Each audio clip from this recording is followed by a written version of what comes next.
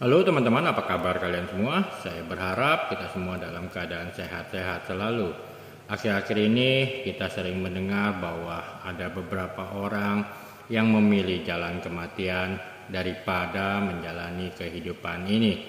Menurut saya ada 3 hal ataupun alasan mengapa orang memilih mati daripada hidup. Yang pertama, karena orang ini merasa dirinya sudah tidak lagi dihargai, tidak dicintai, dan tidak berguna bagi orang lain. Yang kedua, karena orang ini merasa hidupnya begitu berat hingga mati menjadi pilihan untuk menyelesaikan masalah-masalah di dunia ini.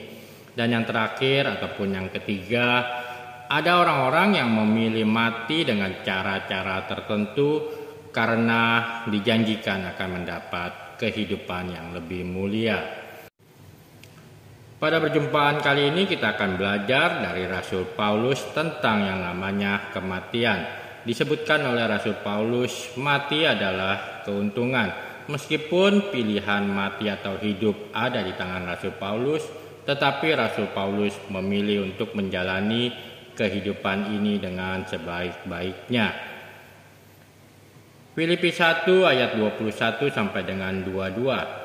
Karena bagiku hidup adalah Kristus dan mati adalah keuntungan. Tetapi jika aku harus hidup di dunia ini, itu berarti bagiku bekerja memberi buah. Jadi mana yang harus kupilih, aku tidak tahu. Rasul Paulus tidak pernah memilih untuk mati meskipun padanya ada pilihan hidup atau mati. Karena ia tahu bahwa hidup di dunia ini adalah untuk Yesus Kristus. Di dalam Kristus, Rasul Paulus menemukan dirinya dicintai, berharga, dan berguna. Kesadaran bahwa dirinya dicintai, berharga, dan berguna membuat Rasul Paulus giat di dalam kehidupannya sehari-hari. Ia katakan bahwa hidupnya untuk bekerja menghasilkan buah. Ia tahu masalah ataupun beban kehidupan yang terjadi ataupun penderitaan yang ada bukanlah hal yang utama di dalam hidupnya. Fokus hidupnya adalah hidup bersama Tuhan Yesus, menjadi berharga dan berguna di dalam Kristus. Rasul Paulus tahu bahwa hidupnya di dunia ini adalah merupakan kehendak Tuhan. Ia tidak pernah akan memilih mati meski ia tahu mati adalah sebuah keuntungan. Memilih untuk mati adalah sebuah tindakan yang egois dan melawan kehendak Tuhan. Teman-teman, di saat kita tahu bahwa hidup kita begitu dicintai, begitu dihargai dan berguna, maka kita akan terus dapat memaknai hidup ini dengan sebuah energi yang positif.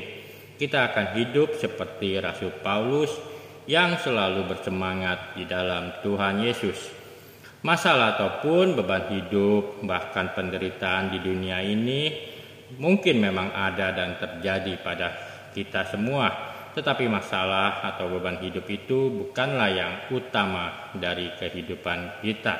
Yang utama dan kita jadikan fokus hidup kita adalah kita dapat bekerja menghasilkan buah-buah kehidupan di dalam Tuhan Yesus, membawa kemajuan dan juga sukacita iman bagi sesama kita.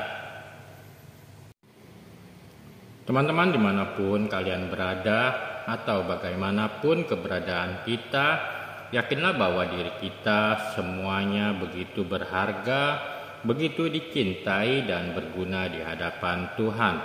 Apapun yang kita alami takkan pernah menjauhkan kita dari kasih Tuhan.